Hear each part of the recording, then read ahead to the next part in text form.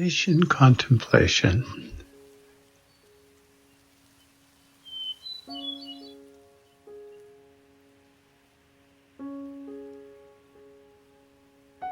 Exercise 22 of Anthony de Mello's Sadhana, A Way to God.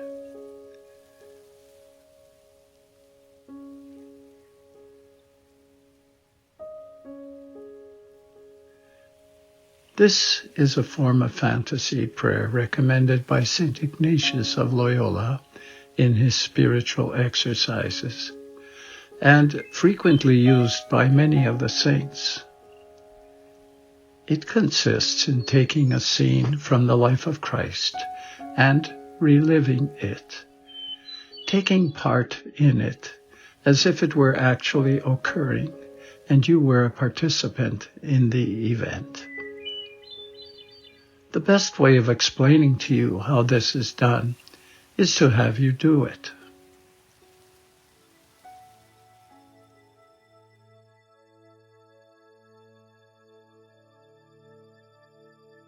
I shall choose for this sample exercise a passage from the Gospel according to John.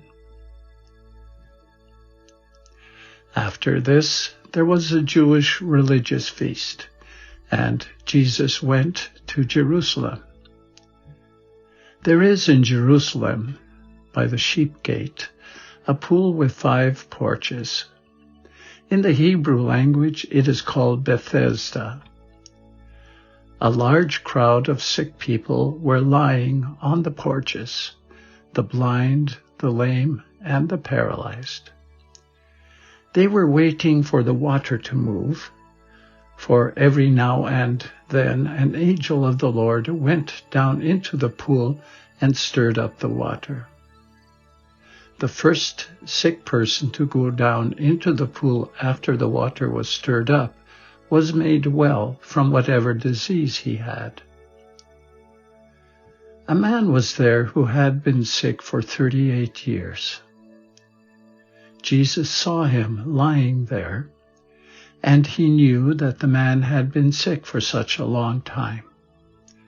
So he said to him, "Do you want to get well?" The sick man answered, "Sir, I don't have anybody here to put me in the pool when the water is stirred up. While I am trying to get in, somebody else gets there first." Jesus said to him, "Get up, pick up your mat, and walk." Immediately the man got well. He picked up his mat and walked.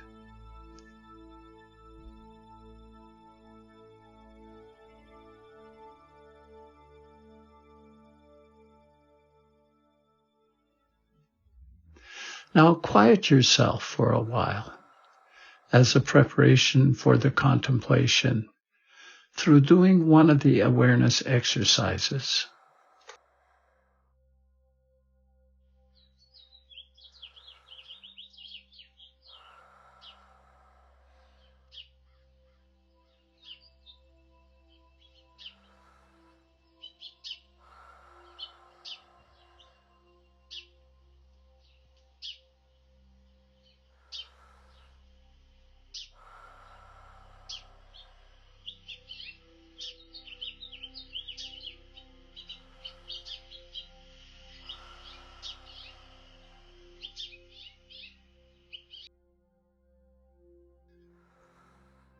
Now, imagine the pool called Bethesda, the 5 porches, the pool, the surroundings. Take time out to imagine the whole setting as vividly as possible, to compose yourself seeing the place.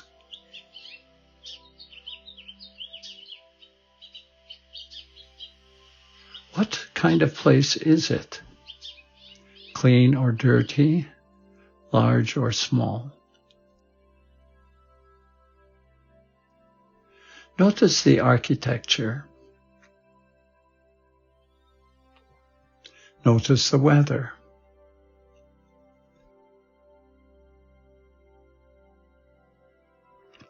Having prepared the stage, let the whole scene come to life now. See the people near the pool. How many people are there? What sort of people? How are they dressed? What are they doing? What kind of illnesses are they suffering from?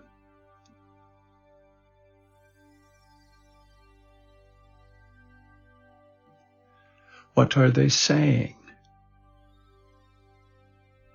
What are they doing? It is not enough for you to observe the whole scene from outside as if it were a movie or on the screen. You must participate in it. What are you doing there?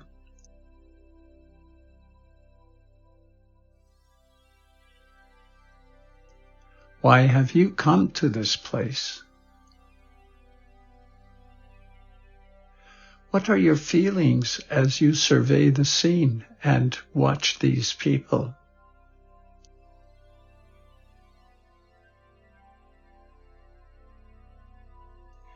Do you speak to anyone? To whom?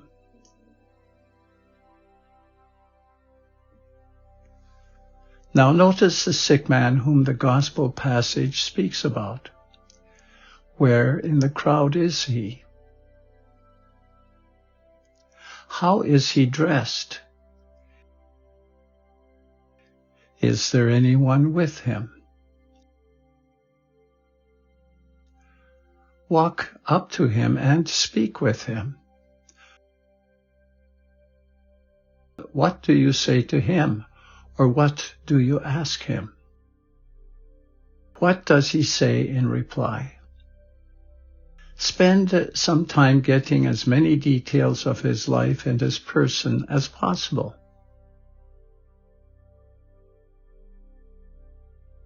What sort of impression does he make on you? What are your feelings while you converse with him? As you are speaking with him, you notice, out of the corner of your eye, that Jesus has entered this place. Watch all his actions and movements. Where does he go? How does he act? What do you think he is feeling? He is now coming toward you and the sick man. What are you feeling now? You step aside when you realize that he wants to talk to the sick man. What is Jesus saying to the man? What does the man answer? Listen to the whole dialogue. Fill in the sketchy account of the gospel.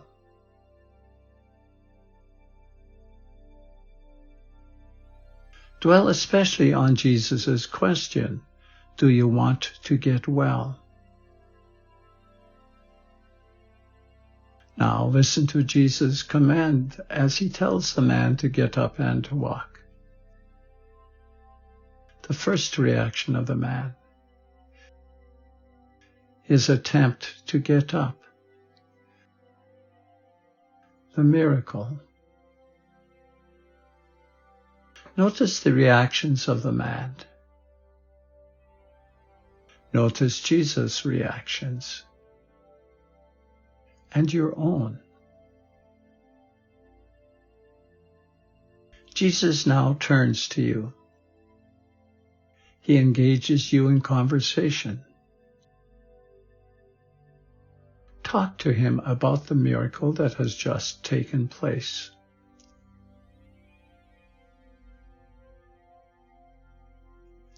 Is there any sickness that you are suffering from? Physical, emotional, spiritual?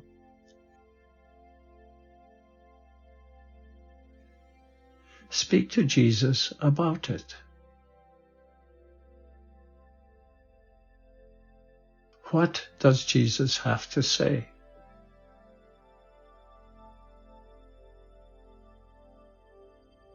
Listen to his words to you. Do you want to get well?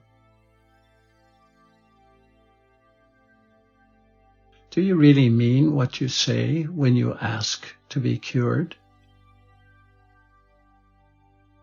Are you ready to take all the consequences of a cure?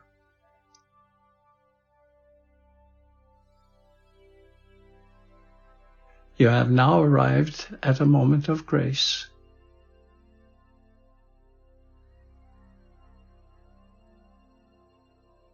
Do you have the faith that Jesus can cure you and that he means to cure you?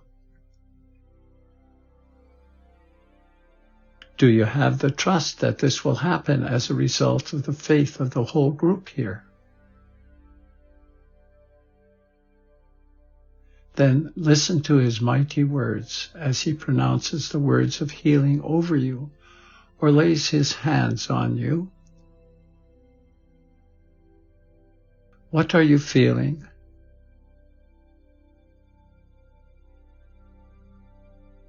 Are you certain that those words you have heard are going to have an effect on you?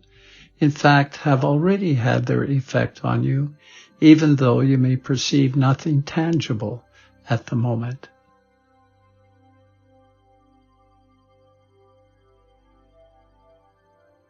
Spend a while now in quiet prayer in the company of Jesus.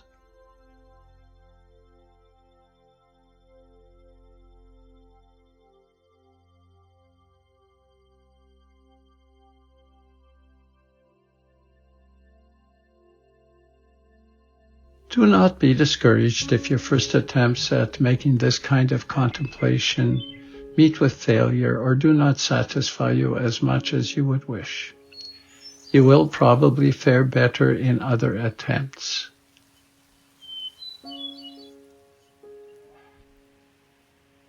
These contemplations must be undertaken with an attitude of faith. This is the spirit in which we must embark upon these Ignatian contemplations.